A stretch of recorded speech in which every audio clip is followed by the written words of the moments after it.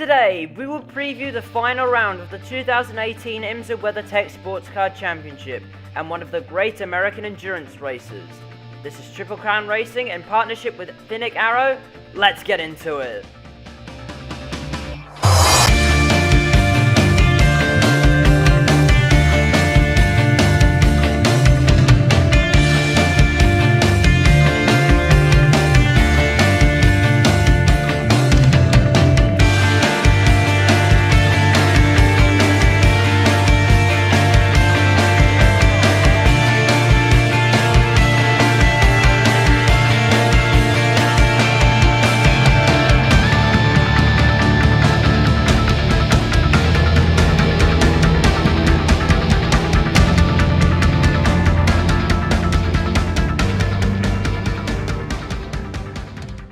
This is the 21st running of Petit Le Mans.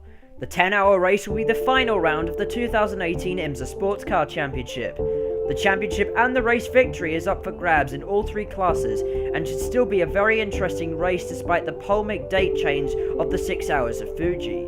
So let's take a look at some of the important entrants for this year's race and discuss the date change. When Fernando Alonso announced that he was going to take part in the WEC with Toyota, no one expected that there would be a change of date for the 6 hours of Fuji to let him participate, as he would miss the US Grand Prix. By doing that, the 6 hours of Fuji and Petit Le Mans will take place this weekend, and now many drivers had contracts to participate at Fuji and Atlanta and will have to choose between the two races, and have expressed their distaste for this. Olivier Pla, Pipo Derani and Matt Griffin were some of the drivers affected, with the emphasis on Pla's words. When they are talking about the spirit of endurance and the spirit of the WEC and how it's a big family and stuff like that, I think they've forgotten it at this point. He commented on the preference of the WEC over one driver than the rest. Many fans are angry as well, arguing that the benefits of having Alonso racing at the 6 hours of Fuji was not worth it. The date clash will affect BMW Rahal Lanigan and Porsche GT teams' endurance lineups, while Park Place Motorsports' Patrick Lindsay and Jörg Bergmeister will also miss the Road Atlanta finale in favour of the WEC round and their Porsche GTE AM effort. The withdrawal of United Autosports from Petit Le Mans was also influenced by the lack of driver availability, as Bruno Senna will take part at the 6 hours of Fuji with Rebellion. Prototype is the top class in this series and is highly competitive. Various teams are in the championship hunt, but even those who aren't could still win the race. The number 31 Action Express Whelen Engineering Cadillac leads the championship going into the final round. They have been on the podium 5 times this season and even took home the victory at Detroit. Eric Curran will contest his final full-time race alongside ex-F1 driver Felipe Nasser, and Gabby Chavez will make his return to the lineup. The biggest threat to the 31 Cars Championship campaign are Underdogs Core Autosport and then number 54 Orica 07 Gibson. Despite various BOP changes, Jonathan Bennett and Colin Brown have been able to push through and have put the likes of Penske, Wayne Taylor Racing and Action Express to shame. With their interesting strategy choices, they have been able to take the win at Canadian Tire Motorsport Park and Road America.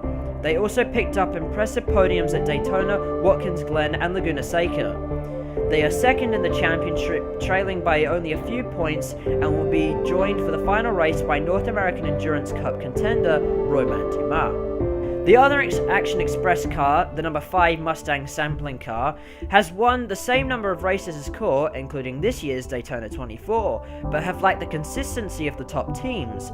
They were in 3rd in the championship before a disastrous Laguna Seca. They have now dropped down to 6th and have opened up the door to lineups such as the number 6 Penske, defending champions Wayne Taylor Racing, and the number 99 JDC Miller Motorsport car. Other notable entrants in the prototype class include the number 77 US Racing Mazda, with Lucas de Grassi joining their lineup, both of the ever-changing ESM lineups, which now include Norman Nato and Timo Bernhard, and the number 99 JDC Miller Motorsport car, which won the 6 hours at the Glen. It has been a topsy-turvy battle between Ford and Corvette this year, particularly the number 67 and 66 Fords and the 3 Corvette. The number 4 Corvette was in the championship hunt, but due to a lack of consistency, they have fallen out of realistic contention. The number 3 Corvette of Jan Magnussen and Antonio Garcia leads the championship going into the final round. They haven't won all year, but they have been amazingly consistent, and they have scored podiums at the last 7 races and have scored 8 in total. They will be joined by ex-Audi driver Marcel Fazler. The number 67 Ford of Richard Westbrook and Ryan Briscoe hasn't been quite as consistent, but they've been able to pick up 3 wins at Daytona, Canadian Tire Motorsport Park, and Road America, and also picked up a 2nd place at Long Beach. Westy and Briscoe will be joined by now 5-time IndyCar champion Scott Dixon. They trailed the number 3 Corvette by just 9 points. The number 67 Ford of Dirk Mueller and Joey Hand are currently 3rd in the championship, but are leading the Endurance Cup. They have won at Watkins Glen and Lime Rock Park, and have also picked up podiums at Daytona and Long Beach. Mueller and Hand will be joined by 4-time Champ Car champion and Le Mans winner Sebastian Bourdais. Other notable entrants include the number 912 Porsche that has made a surprising comeback in recent races, and its sister car that also won at Sebring. They will be running retro liveries, and the number 25 BMW that has won the last 2 races after a tough start to the season with their new car. The GT Daytona class has treated us to a fantastic and unexpected rivalry between the number 48 Paul Miller Racing Lamborghini and the number 86 Meyershank Racing Acura. The number 48 Paul Miller Lambo would have been unchallenged if it had not been for Meyershank. Brian Sellers and Madison Snow have taken the car to victory on 2 occasions at Sebring and Lime Rock Park, and have been on the podium at 5 other events. For Petit Le Mans, they will be joined by Prototype Challenge driver Corey Lewis. Being a challenger for the championship isn't so bad for a car that was only originally meant to contest a partial schedule. The 86 Meyershank Acura was only supposed to contest selected rounds, but due to some unexpected success, the team decided to let the car run the full season. Catherine Legge now trails the 48 car by just 6 points, and is the only driver in 2nd place, as Alvaro Proent has missed 2 rounds.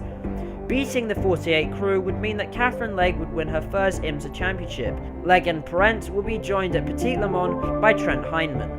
If Legge wins the GTD title, she will become the 3rd woman in succession to do so, after Christina Nielsen scored back-to-back championships in 2016 and 2017. Other notable entrants who could compete for the race victory include the 33 Riley Mercedes, the 63 Scuderia Corsa Ferrari, the 14 3GT Lexus, the number 58 Wright Motorsport Porsche, and the number 96 Turner Motorsport BMW. That's going to do it for this Petit Le Mans preview.